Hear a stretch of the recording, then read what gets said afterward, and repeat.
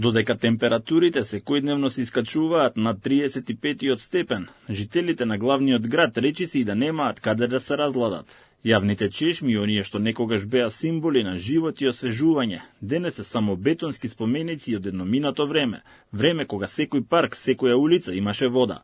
Среде лето во град што се повеќе тоне во асфалт и прашина и водата исчезнува. Чешмите со вода за пиење на јавните површини во Скопје се во катастрофална состојба. Секоја втора или не работи или е со слаб притисок.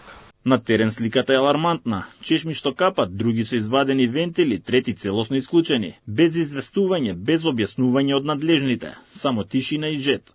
Нема нигде фонтани. Сите се расипани. Да треба да има, мора да се разгладам кај ќе шетам ако нема разгладување. Треба да има, зашто во ова горишчина обавезно треба да разгладување. Некоја фонтана има и исправно, но повеќето се расипани.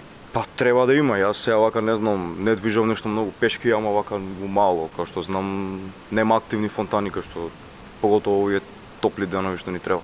Во лето, кога секоја капка значи спас, јавните простори се без вода, граѓаните се препуштени на себе, носат флаширана вода, импровизираат или едноставно се навикнуваат на жет. Флаширана вода од продавница, другачије немаме како. Не излагам нешто премногу, ама углавном треба да има повеќе. Затоа што кога сум излагал ја барем порано, мислам дека имаше повеќе од сега што има. Да, порано имаше многу, стварно. Порано имаше повеќе и тука и Карпош и парк.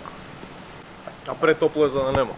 Чешмите расипања одговорни нема и додека жештините не попуштат, Скопје останува жедно.